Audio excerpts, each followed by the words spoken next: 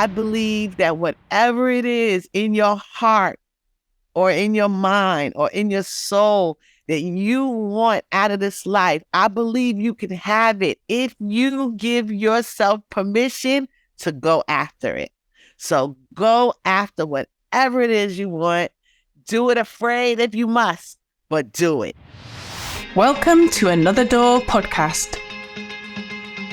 Another Door is a place that you come to when you're rethinking your work, whether it's job loss, a career change, or you just want to rethink how you are doing your work right now. Come and find us at anotherdoor.co.uk. On this episode, I have Dawn Kelly coming to talk to us. I met Dawn recently when we were both interviewed for a BBC World Service programme called The Conversation, which was all about being made redundant, making it a good thing, us sharing our stories. And even though Dawn was all the way over in New York, we connected. We probably could have talked all day, actually, until the BBC asked us to leave and they switched Dawn off. So I had to get her on the podcast and talk all about her Another Door moment when she lost her job, but she went on to create an amazing business called the Nourish Spot, and she tells her story. I hope you enjoy it. Please, as usual, leave a review. Let us know if you're enjoying what you're listening to. Here is Dawn Kelly.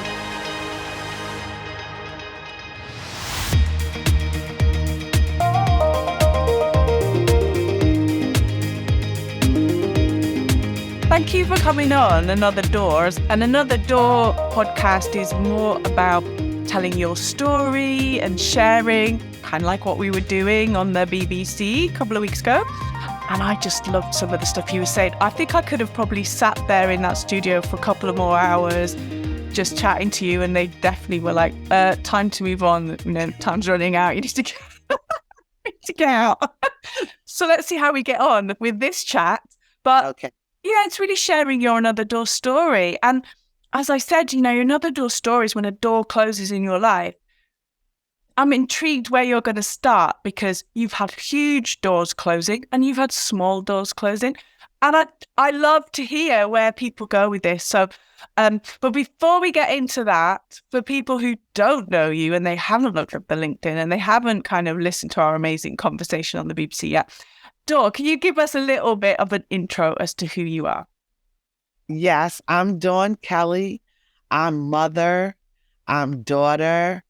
I'm entrepreneur. I'm the founder and CEO of the Nourish Spot, which is a fresh, healthy restaurant in Jamaica, Queens, New York.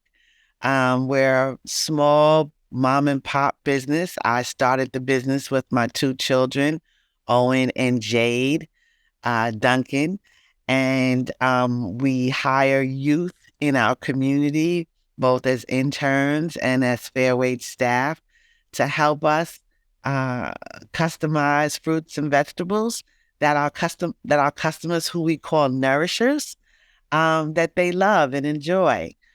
Before doing this, I spent over 35 years as a public relations executive at a number of organizations and corporations. And I loved that work.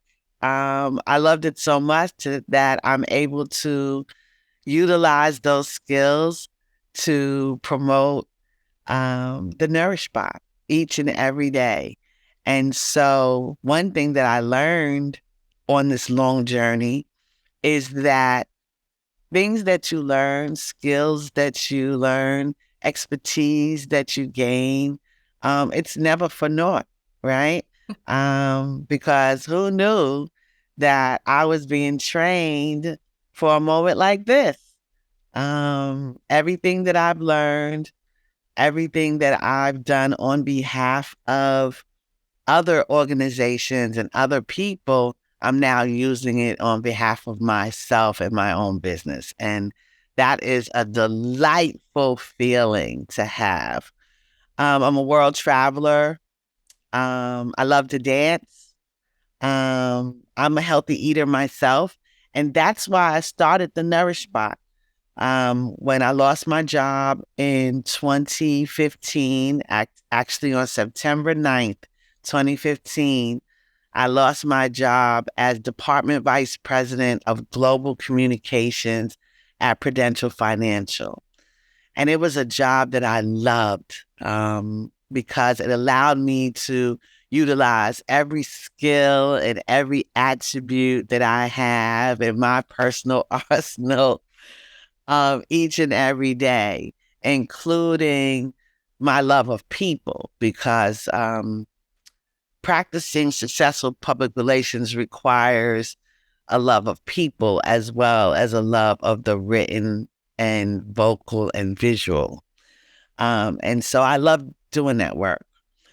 But I was on my own health journey at the same time because when I started my role with Prudential in 1999, I was a svelte size 8. But after years of working hard and, sleeping crazy hours and social drinking, and I'm not blaming it on the company, it's just, the vagaries of being a corporate employee. My weight ballooned and I found myself under doctor's care. So in 2013, I really had started my own health journey. But by 2015, it had gotten really it was really important. And my doctor was threatening medicine. And I'm a person that I don't like to take pills. And so I'm a former athlete. I played softball my whole life. I was a gymnast in college and, in high school. And so I'm like, I know what to do, right? I know that I need to start walking more. I need to change my diet. I need to sleep better. And so I started that. But when I was looking for healthy food in my community, Eleanor, I couldn't find it. I would have to drive miles and miles away to go to a chain, right? To a well-known chain to get food, to get salads. And the salads weren't really what I wanted. It was what they were offering, right? So I told myself, maybe you should think about opening up a salad bar in your neighborhood, right? If you're looking for it, I'm sure there's other people looking for it too. And so through prayer, Catholic prayer, watching a show on TV, watching the news, I saw a segment about a rapper in New York that had opened up a juice bar in a different community. And I'll be honest, I just felt like I could do that. Like it was something that came through the screen on top of what I was already thinking about not having the right places in our community. It just all aligned. And after Catholic prayer, I was led to a space in my community. And the crazy part is it had my name on it. I mean, I was led to this building. The awning on the building said DK Upholstery. My name is Dawn Kelly. I mean, how aligned could it possibly be, right? And so I kept trying to get in touch with the landlord of that building. And I finally found him. And lo and behold, 6 years later, 7 years later, here we are in that building operating the Nourish Spot. And I, even telling you right now, it just seems like so outlandish, right? But that just goes to show the miracle of prayer, the miracle of believing in God for me, and also believing in yourself that there's more for you and evolving and faithing forward. Because I would tell you this, I was afraid. I was so afraid because I had never in my life run my own business, really never. And so I didn't really know what I was doing. That's the one thing I was sure of. I was sure of I didn't know what I was doing. That's where you started. Your starting point was, I have no idea what's going on here. Love that. Right. But I'm gonna be obedient to this small voice in my ear, and I'm going to step out on faith, and I'm going to do it. And here we are. I've done it for 7 years now. Here we are. Oh, wow. Oh, and as you're telling that story, there's so many parts to it that it's so weird. I mean, you're in New York, in Brooklyn. I am In Queens. I'm in in Queens. Queens. Sorry, Yeah. you're in Yeah. Queens. You're in Queens, and I'm in Cumbria in North England. Like, we couldn't be in more opposite places if we tried. Like, I'm literally sitting in a farmyard. Wow. Yes, there's some sheep going past. That's probably. I love it. Couldn't I love be it. So different. And yet, when I listen to you tell your story, there's so many things that I'm like, yeah, yeah. And that's what I love about these storytelling, because it's not about physical and environmental things or anything. It's about the human part of that. I love the part, I mean, it's you're a comms person as well. And that's what my background was. And you loved your job that you lost. I did too. Yes. Little parts like that. But your story of the door closing and how you started going through it, it completely resonates. And that's what I'm loving about all of this. It brings people together. So there's a lot of doors actually closing in that story. Is there one that you can really think about? It was a real moment of the door closing, and you remember that moment and you knowing, right, this is a moment of change. Well, it was the moment that the my former supervisor um, alerted me that they were going to go in a different direction, and that they were eliminating my job. It caught me by surprise. That particular day, I had traveled from my home in Queens, New York, all the way to Newark, New Jersey, with a suitcase because I was supposed to be traveling for the company to Washington, D.C. I traveled a lot on planes and trains and automobiles. And so I was shocked that my job was being eliminated. I was hurt because I felt like I had my finger on the pulse of things. And so it made me think that maybe I wasn't as in tuned as I thought I was. And then I also felt embarrassed. And these probably are all feelings that I shouldn't have felt, right? But in that particular moment, I felt embarrassed. I felt like everybody was going to laugh at me because I had gone beyond the odds, if you will, being the first in my family ever to rise to that level of corporate America, being the first person to command a salary and compensation package as I did, being the first person in my family to travel the world in the way in which I did. I felt embarrassed. I felt that my children were not going to be able to look up to me anymore. Um, that people were going to be saying, I knew that was a fluke. She wasn't supposed to happen. So all of those imposter syndrome realities, I guess, came rushing in. Yeah. And I cried. I cried. And I cried for a very long time until one day my daughter came in my room, and thank God I raised my kids correctly, because she came in my room, and at that time, I think she was about 25, 26. And she said to me, can you find my mom? She said, because my mother is a fighter and I don't know who you are. And I would tell you that it made me mad and sad all at the same time. But I got up that day, and I never look back.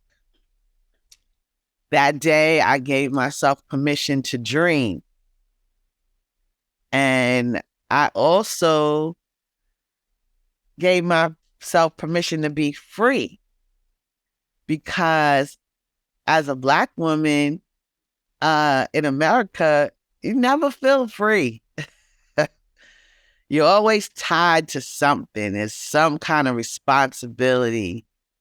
And even when you're resting, you feel like, and I think this is probably trauma from back in, from the years of enslavement. But whenever you rest, you even feel like you should be working, like you're not supposed to have a downtime. And so I've had to train myself to embrace rest, right? And also to give myself a fighting chance to learn things that I don't know and to ask for help, because that's another thing that I had often found challenging, because I thought that when you ask for help, that meant that you were lacking of something and you didn't know something, and so you couldn't be considered the best. But honestly, asking for help is exactly the opposite. And so I'm glad I've learned how to ask for help. And I also have no problem, because I love to read, right? So I have no problem seeking education and training.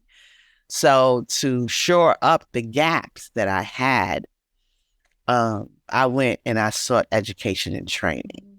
So that was one of the moments when I really felt like, um, I didn't know what the world was going to do with me, right?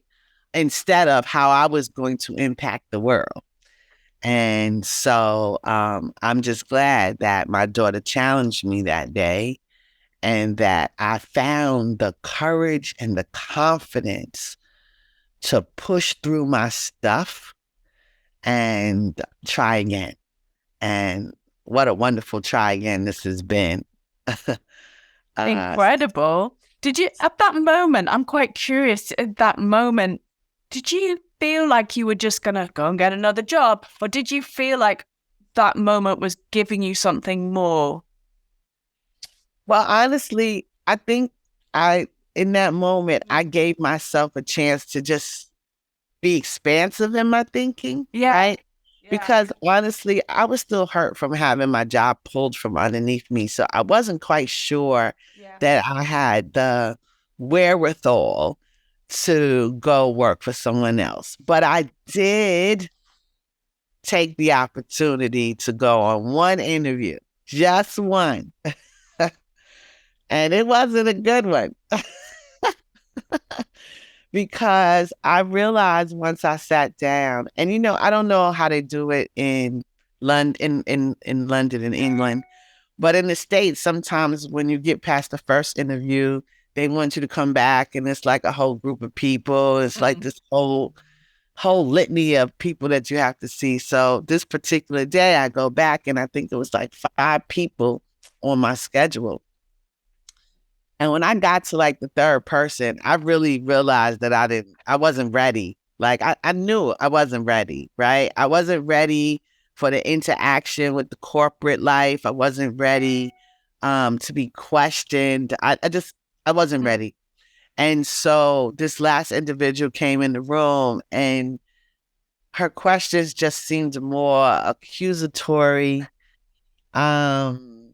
They just didn't seem as though they were welcoming me. And I just decided right then in the interview that I didn't want it. And I said to her, "This interview is over." And she said, "Excuse me?" And I said, I closed my portfolio. I disappeared under the table, because here in New York, women wear sneakers to the places, and then we change into our shoes, okay? I immediately started taking off my shoes and putting on my sneakers. And so she was talking to, the top of my hair, because I had disappeared. And so she said, ma'am, I'm just really not sure what's happening. And I said, what's happening is I no longer want to work here. And then I looked for cameras because I know in these places there's cameras. I looked for the camera and I said, I don't want to work here, and I don't want to work here because of her. And I don't want to work here because of the questions that she asked me and the way they made me feel. Okay. Um, and so I opened the door and I walked out and I never looked back. When I got outside, I bust out in tears because that job could have paid me probably the same amount of compensation and provided me the same opportunities and responsibilities that I had in the previous role, but I wasn't ready.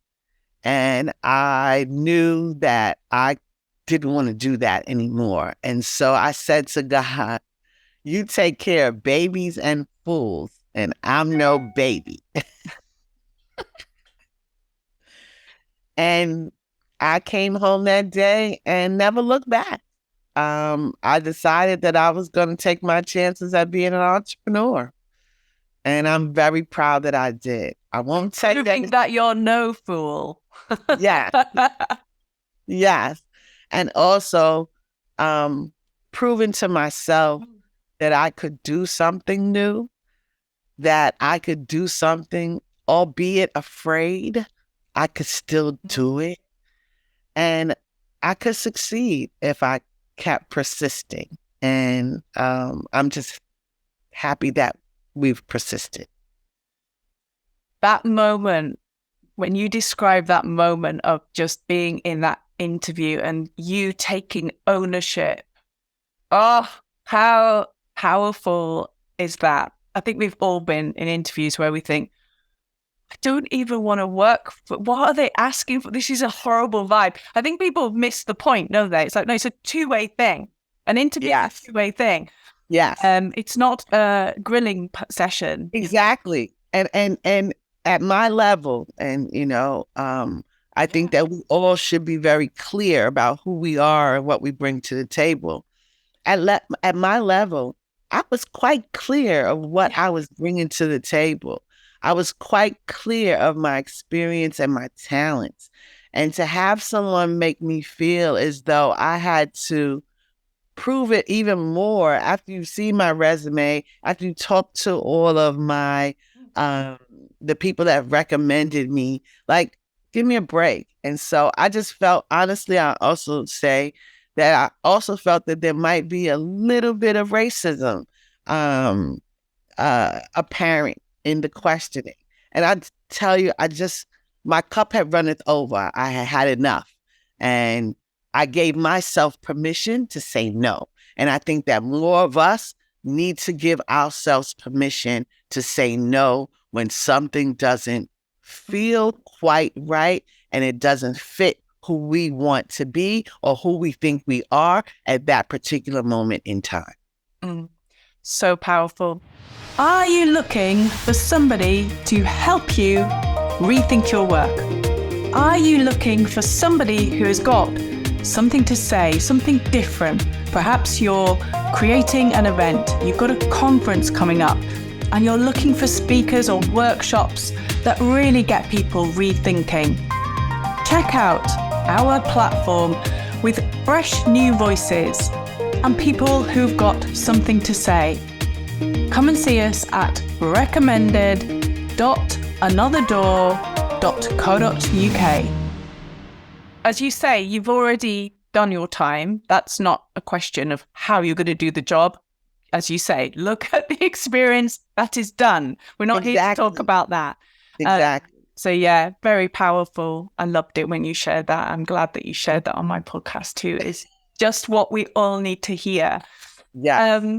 Okay, so you're standing on the street and you're like, wow, okay, what just happened? Now I'm going to have to really step into this space of, as we talk about, going forward to the next door, to the another door's going to open, but what is that going to be? And now you're in this messy middle. Where did you even begin? Well, the first thing I did, honestly, is I gave myself permission to rest. So I started traveling, right? I took some time and I went out to see parts of the world that I hadn't had the opportunity to see when I was working for Prudential. I traveled the world. I talked to people. I met new friends. Um, and I gave myself just a chance to exhale, right? But while I was exhaling, I was watching what was going on. I was reading. I was talking to other women friends that were entrepreneurs. Um, and I think what I was doing was probably like, getting my fighting strength, right? Like getting myself ready for the next chapter of my life because I knew it was going to take some new attributes, right? Like some fearlessness that I probably didn't really have to have when I was a corporate employee. Um, some being a little bit more persnickety, right, than I was before, because I'm a persistent kind of chick, okay? But realizing that this is something that once I stuck my nails into it, I was going to have to hold on for dear life if I wanted to see it actually come into fruition and actually succeed, right? Um, so that's truly, I think, what I had to do. In Do you order, remember? Oh, sorry. I would say in order to get myself ready. So go ahead. Do I remember? You get me curious. My brain starts going off in this direction when you're talking. I'm so sorry. So I ask you a million questions. No, I love it. I love it. I was just wondering. So you're traveling around, and your comms, we have ideas. As comms people never stop having ideas and seeing things and writing things and all of. So you must have had hundreds of ideas, but okay, what you don't want now. You're very clear on that. Great. You don't know. You know what you don't want. But you must have had hundreds of ideas. I'm really like, how did you go, right, this is the idea I'm going to do something with? Because we all have ideas, but it's the transition, isn't it? To like, that's the one I'm going to make happen. Well, I'm going to tell you. So I had two ideas.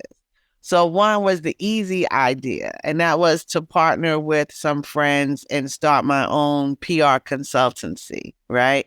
So I did that immediately, just immediately, right? Because it was like a no-brainer, right? Um, but the whole healthy food thing came from me watching that segment on CNN, right? And that happened the same exact day that I came home from that interview. So it was all right. So initially, once I left the job and I'm traveling around, the first thing that came to mind was to start the PR consultancy. And I did that. But I would tell you that my heart really wasn't in it, right? And I don't know how it is in England, but people don't want to pay, right? People, like in corporate America is one thing because you work for the company and the companies pay. But individuals, small brands, they don't have a lot of money and people don't want to pay. And one thing I'm not is a beggar, and I don't like to beg anybody for anything, okay? I'll ask you once, right? But I'm not going to beg you for anything. And so I quickly was like, I don't want to do this anymore, right? Because it just seemed like it was more work than it was worth. And I knew that those skills were in me, right? It was innate. So it wasn't like something I was going to lose. You know how they say if you don't use it, you're going to lose it. No, I think us communicators, we never lose it. We get better over time, okay? And so since I was on this health thing, right? And then I realized that everywhere I went, everybody was trying to eat healthy everywhere, right? I'm like, this health thing it's ubiquitous. It's everybody in the world wants to be healthy. Everybody in the world wants to live longer, right? And so I would tell you, I also think that my timing was like perfect, right? Because we opened our doors to the Nourish Spot in 2017, and then the daggone pandemic came and 2 years later, right? And every single medical professional and doctor across the world was telling people to eat healthy. So what I would tell myself was God knew that I needed to open a Nourish Spot. I didn't know that I needed to open a Nourish Spot, because he knew that the Nourish Spot was needed for such a time as this. Mm. That I love the fact that you love the pandemic. Don't talk to many people that say, "Wow, I'm brilliant." But it helps me. I would tell you that. So it was like let me tell you, the pandemic for us was like, on one side, it was sad, right? Because the streets were empty. My young staff, I have high school students and college students. The ones that were in 12th grade were crying every day because they were being robbed of their senior experience, right? So I had to turn into not just restaurant boss. I had to be counselor. I had to be, second mom, right? Big sister, right? So that was an issue. Then we couldn't allow people to walk inside because we're a brick and mortar store, right? So we couldn't allow people to walk inside. So we had to pivot to a order at the door. Yeah. I had to buy new equipment. I had to have my staff wear masks. We changed our hours. Like, it was just so many things. And then we had to have an over reliance on food delivery apps, right? So people could get food, because now people were not at their schools. They were not in their offices. They were home. Everybody was home in their house, scared to come outside, right? And so they weren't even going to the grocery stores, really, right? Everybody was getting things ordered in. And so that's what we had to do. We had to pivot in order to stay alive. A lot of businesses in New York City closed, and they are still closing today, because of the fact that we had to pivot during the pandemic. So while I am, what's the word? I would say I'm sad that we lost so many people and so many lives during the pandemic.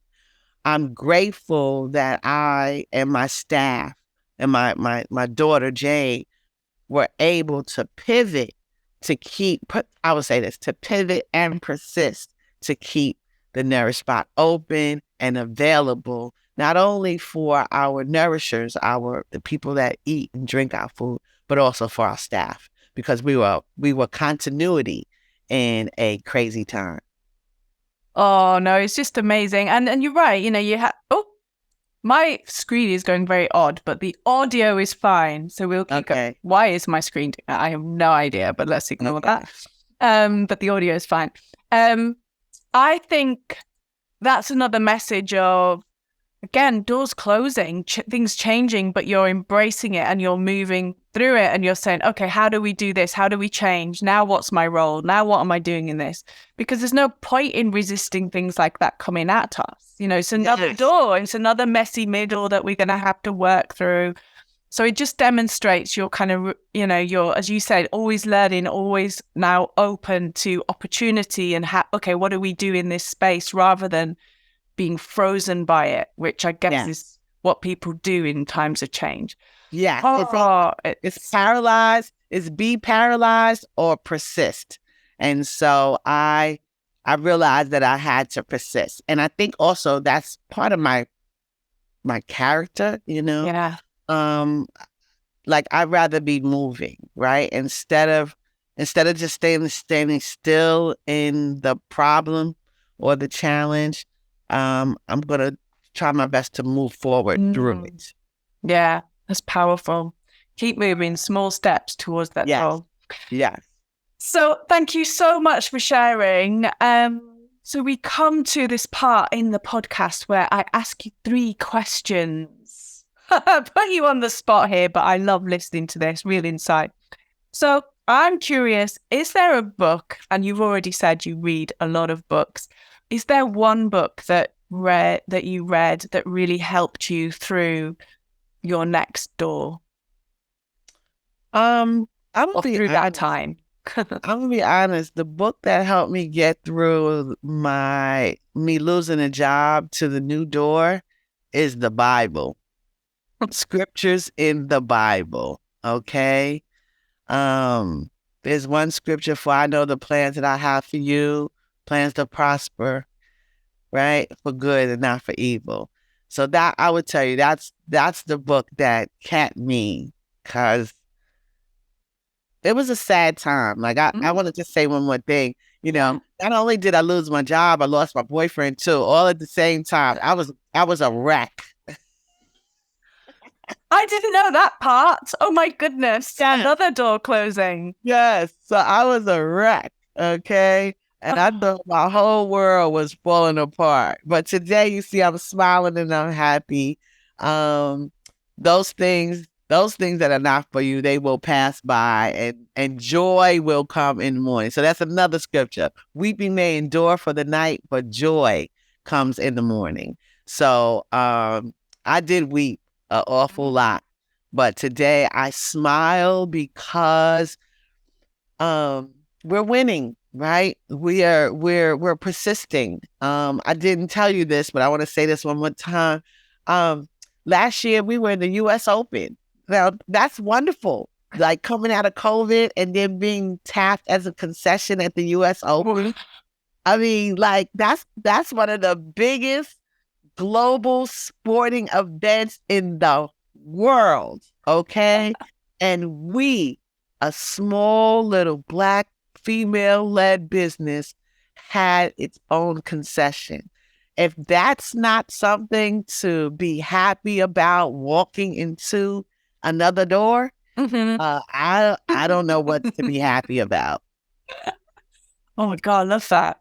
I'm gonna keep my question to the end about, well, what's next after that? Okay. But yeah, Okay. because who knows? I'm loving this. Okay, we've got the book, that's cool. Is there a soundtrack? Was there music going around that kept you going or kept you motivated at that time? Anytime I walk into the Nourish Spot in the morning, I usually play um, a gospel tune. And there's one by Kiera Sheard that's called It Keeps Happening. Okay.